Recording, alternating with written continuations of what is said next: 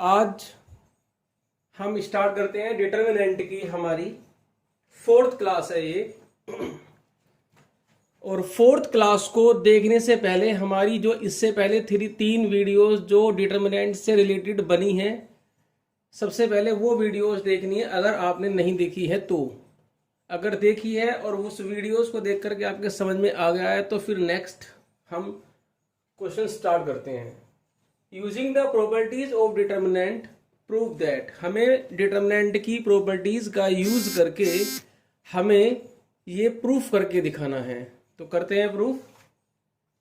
मैंने आपको पहले ही बताया था, कोई इसका पर्टिकुलर फॉर्मूला नहीं है, ये आपको खुद ही सोचना पड़ेगा कि कौन सा ऑपरेशन हमारा यहाँ लगाना बेस्ट रहेगा। तो आप ध्यान से देखिए, C1 को 1 2 3 और ये P का कोफिशिएंट 1 2 3 और यहां पर Q का कोफिशिएंट है 1 2 3। अगर हम C2 को बनाए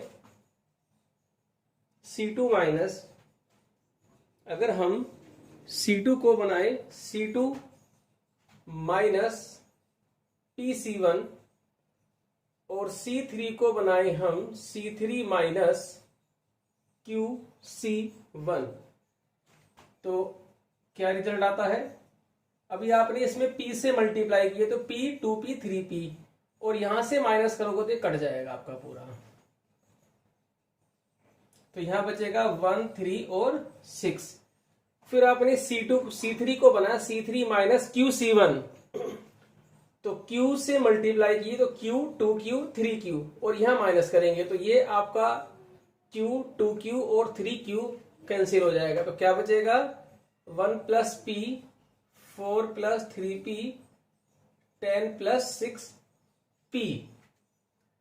अभी आप देखिए यहां पर कोफिशिएंट P का 136, तो C3 को बनाएंगे C3 माइनस 2C2, तो इससे क्या आएगा 1 2 3 1 3 6 और यहां बचेगा 1 4 और 10। अब आप इसे सिंपली एक्सपेंड कर सकते हो 1, तो ये आया आपका 30 माइनस 24 माइनस 1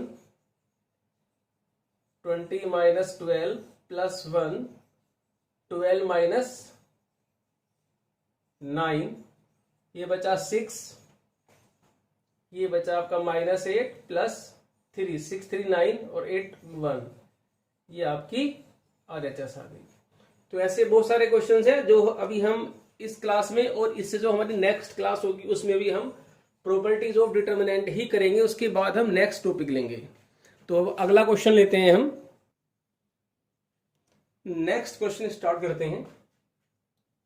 मैंने आपको एक प्रॉपर्टी पढ़ाई थी कि if any rows or column of a determinants are expressed as the sum of two or more terms, जब किसी रो या किसी भी कॉलम के कोई भी रो या कोई भी कॉलम के जो एलिमेंट्स हैं वो दो या दो से ज्यादा एलिमेंट्स के सम में जो एक्सप्रेस्ड होते हैं, तो डिटर्मिनेंट हमारा उतने ही टर्म्स में ब्रेक हो जाएगा। जैसे ये थर्ड कॉलम है, तो अब यहां पे देखिए x y z x square y square z square 1 1 1।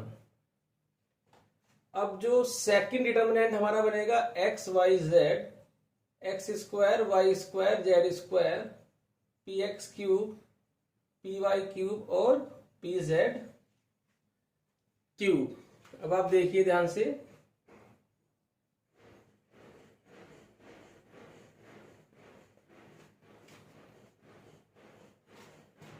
taking common x from R1, y from R2, z from R3 and p from C3।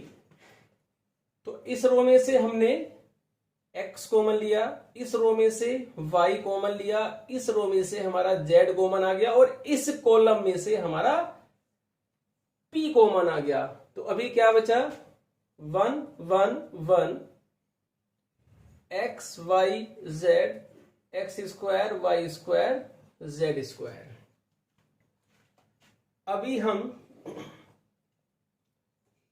इसमें C1 और C3 को इंटरचेंज कर देंगे। जब हम C1 और C3 को हम इंटरचेंज करेंगे तो बाहर माइनस आ जाएगा,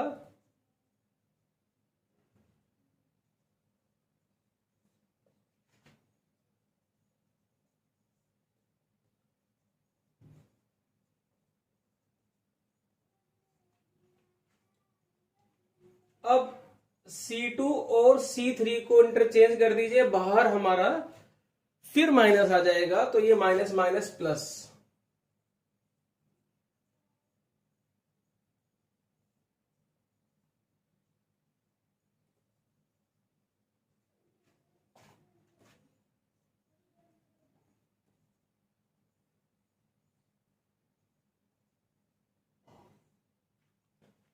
अब इस पूरे क्वेश्चन में से हमारा जो डिटर्मिनेंट है 111 X Y Z X square Y square Z square, ये कॉमन आ जाएगा। जब ये बाहर कॉमन आएगा तो अंदर यहां बचेगा 1 और plus P X Y Z. तो कॉमन लेने के बाद का स्टेप देख, तो कॉमन लेने के बाद हम इस स्टेप पर आ गए हैं। अभी आप इसे अपने आप भी कर सकते हो, 3 1 आ गए हैं, 2 0 बनाइए और उसी के लोगे से एक्सपेंड कर दीजिए। तो R1 को बनाया, R2 को बनाया, R2 माइनस R1, बाकी R1 को बनाइए R1 माइनस R2 और R2 को बनाएंगे R2 माइनस R3। अब इसको देखते हैं क्या आएगा। ये 0 X minus Y X square minus Y square, 0 Y minus Z Y square minus Z square, 1 Z Z square. अब यहां पर देखिए आप, taking common x minus Y from R1 and y minus Z from R2, तो यहां से तो x minus Y और यहां से हमारा y माइनस जेड कॉमन आ जाएगा और 1 plus P X Y Z already है 1 1 जेड, यहां बचेगा x plus Y Y plus Z और जेड स्क्वायर। अब expanding along C1,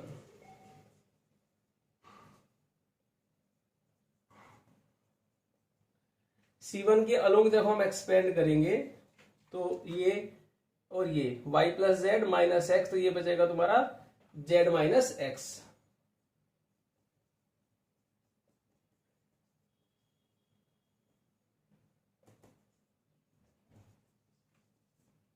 hence proved. अब हम नेक्स्ट क्वेश्चन लेके चलते हैं। नेक्स्ट क्वेश्चन है हमारा, if A B C are positive and unequal then show that this determinant is negative. हमें इस डिटर्मिनेंट को नेगेटिव प्रूफ करना है और साथ में मैंने इसके अंदर एक पार्ट और ऐड कर दिया है, क्योंकि ये 2 क्वेश्चन हैं तो इसी में ही हमारे एक साथ दोनों क्वेश्चन हो जाएंगे। If this determinant is equal to 0, then prove that either a plus b plus c equal to 0 or a equal to b equal to c। तो ये हमारे 2 क्वेश्चन हैं, ये एक क्वेश्चन अलग है और ये एक क्वेश्चन हमारा अलग है, लेकिन क्योंकि प्रूफ में दोनों का ही लिंक है तो दोनों ही क्वेश्चन को मैं एक साथ प्रूफ करके दिखा रहा हूं। अगर इतना पूछे तो ये करना है, ये पूछे तो फिर आपको बाद में ये प्रूफ करना है। तो फिलहाल स्टार्ट करते हैं हम।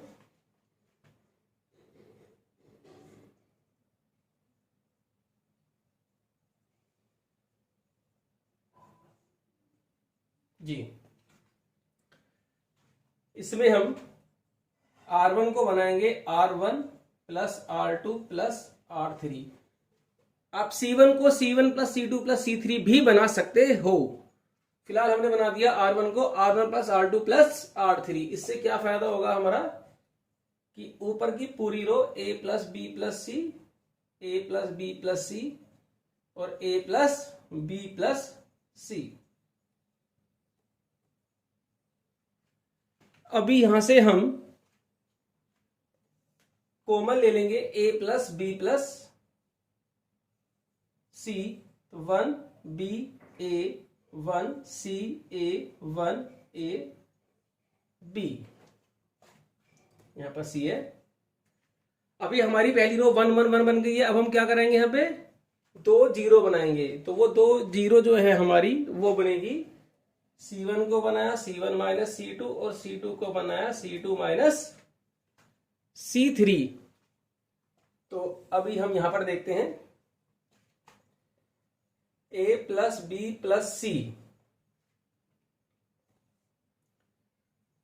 0, B minus C, C minus A 0, C minus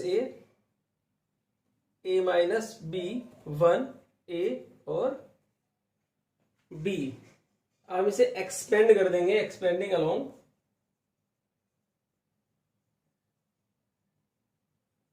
R1। जब हम इसे R1 के अलोंग एक्सपेंड करेंगे तो ये बनेगा हमारा B minus C into A minus B minus C minus A का होल स्क्वायर। मल्टीप्लाई कर दीजिए, AB minus B square minus AC plus BC, और ये होल स्क्वायर खुल जाएगा हमारा C square minus A square plus 2AC। तो हमारा जो स्टेप आया A plus B plus C, और यहां से हमारा आया minus A square minus B square minus C square plus AB plus BC plus CA। अभी हमें यहां से आगे निकलना है, हमें प्रूफ करना है कि ये पूरा डिटर्मिनेंट जो हमने था हमारे पास, ये पूरा नेगेटिव में आना चाहिए। तो नेगेटिव यहां तक तो हम पहुंच गए, यहां से हमें ये नहीं पता चल सकता कि ये नेगेटिव है नहीं है। तो यहां पर हमें थोड़ा सा फैक्टराइजेशन जो आपने 9th क्लास में सीखी थी वो यूज करेंगे। अब हम देखते हैं इसको नेगेटिव कैसे प्रूफ करेंगे। अभी अब देखिए यहां पर सबसे पहले हम यहां से माइनस कॉमन ले लेते हैं।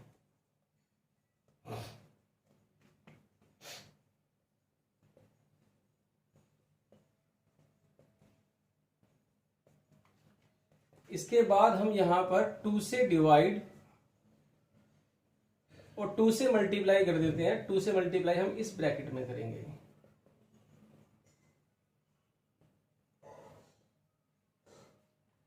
अब आप देखिए, ये 2A स्क्वायर है, यहां से A स्क्वायर लिया, यहां से B स्क्वायर लिया माइनस 2AB, और यहां से प्लस B स्क्वायर, यहां से हमने एक C स्क्वायर लिया minus 2BC plus A square plus C square minus 2AC। अब आप देखिए ये बना हमारा A माइनस बी का whole square plus B minus C का whole square plus C minus A का होल स्क्वायर। अब आप ध्यान से देखिए, since A B C are positive, ये तो हमें क्वेश्चन में गिवन ही है।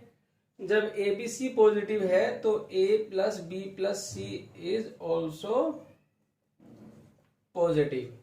और जो सेकंड फैक्टर है हमारा, ये होल स्क्वायर में है और प्लस में है, तो स्क्वायर कभी नेगेटिव नहीं होते हैं। तो A माइनस बी का whole square plus B minus C whole square और C minus A whole square is always positive. तो अभी ये भी पॉजिटिव, ये भी पॉजिटिव, और बाहर क्या है, नेगेटिव। तो it means A B C B C A B is negative. तो ये हमारा फर्स्ट पार्ट प्रूफ हो गया है। अभी हमें इसका सेकंड पार्ट प्रूफ करना है। अब सेकंड पार्ट देखते हैं, सेकंड पार्ट में क्या था। अब सेकंड पार्ट देखते हैं जरा। सेकंड पार्ट में थोड़ा सा चेंज कर लीजिए। A B C are positive number, और जो फर्स्ट पार्ट में था A B C are unequal, मतलब वो आपस में इक्वल नहीं है, तो वो वाला केस तो इसमें हो नहीं सकता क्योंकि हमें ए बी सी को इक्वल प्रूफ करना है। तो सेकंड पार्ट को मैंने अलग से क्वेश्चन बना के लिख दिया है। अब क्योंकि इससे पहले हमने अभी इसकी वैल्यू प्रूफ की थी,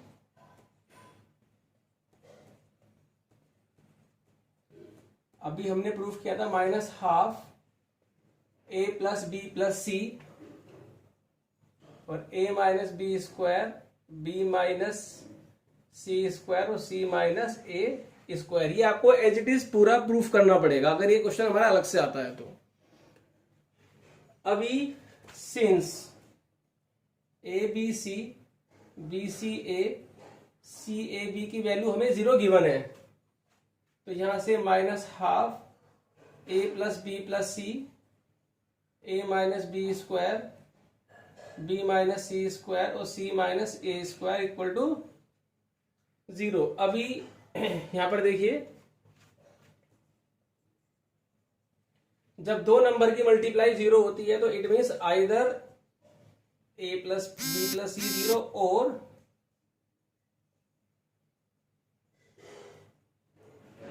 सेकेंड फैक्टर इज 0। ये तो प्रूफ हो गया। अब यहां पे आ जाइए, 3 स्क्वायर हमेशा पॉजिटिव होते हैं। जब हम 3 पॉजिटिव नंबर को प्लस करेंगे तो वो कभी रिजल्ट 0 नहीं आ सकता। तो ये रिजल्ट कब 0 आ सकता है? जब तीनों नंबर ही अलग अलग 0 हों, क्योंकि 3 पॉजिटिव नंबर का सम कभी 0 नहीं आ सकता और हमें प्रूफ करना है। तो ये कब हो सकता है? It is possible if a minus B square equal to 0, it means a equal to b, b minus C equal to 0, it means b is equal to c, c minus A square equal to 0, it means c is equal to a। Hence either a plus b plus c equal to 0 or a equal to b equal to c। Proved. तो ये मैंने 2 question को एक में ही जोड़ के करा दिया जिससे कि हमारा समय बच जाए और हमारे ज्यादा से ज्यादा क्वेश्चन हमारे कवर हो जाए। अब हम नेक्स्ट क्वेश्चन लेके चलते हैं। नेक्स्ट क्वेश्चन है without expanding proof that. Without expanding के हमने पहले भी क्वेश्चन किए थे, एक्सपेंड नहीं करना है, बाकी आप कोई भी प्रॉपर्टीज यूज कर सकते हैं। तो स्टार्ट करते हैं। ये क्वेश्चन मैं इस टाइप का पहले भी कर चुका हूं। ये जो है हमारी उसमें जो थर्ड वीडियो में मैं इस क्वेश्चन को प्रूफ कर चुका हूं। फिर भी आप एक बार और देखिए, बी सी ए की कमी है, सी ए बी की कमी है, ए बी सी की कमी है। तो एक काम कर लेते हैं, R1 में मल्टीप्लाई कर देते हैं A से, R2 में मल्टीप्लाई कर देते हैं हम B से और R3 में हम C से मल्टीप्लाई कर देते हैं। तो इससे क्या फायदा होगा? मल्टीप्लाई किए तो डिवाइड भी करना पड़ेगा। a square B square C square A cube B cube C cube A B C और ए बी सी। C1 में C3 से हम ए बी सी कॉमन ले लेते हैं, तो a square B square C square A cube B cube C cube 1 1 1। यहां लिख देते हैं reason taking A B C common from column 3। अब C1 को इंटरचेंज कर देते हैं C3 से,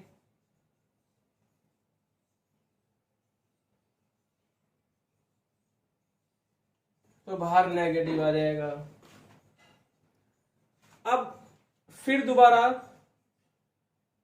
अब चेंज कर देते हैं C2 और C3 को इंटरचेंज, बाहर पॉजिटिव आ जाएगा। इन दोनों को इंटरचेंज करके a square B square C square A cube B cube C cube RHS। Hence proved. तो अभी हमारी प्रॉपर्टीज ही के ही क्वेश्चंस आएंगे। आज की तो हमारी इतनी ही क्लास है और फिर कल स्टार्ट करेंगे हम नेक्स्ट क्लास में। अभी प्रॉपर्टीज के ही हमारे कुछ क्वेश्चंस और चलेंगे, काफी अच्छे अच्छे क्वेश्चंस हैं। कुछ कॉम्पिटिटिव लेवल के भी हम क्वेश्चंस करेंगे। तो फिलहाल आज की हमारी इतनी वीडियो है, इतनी ही क्लास है।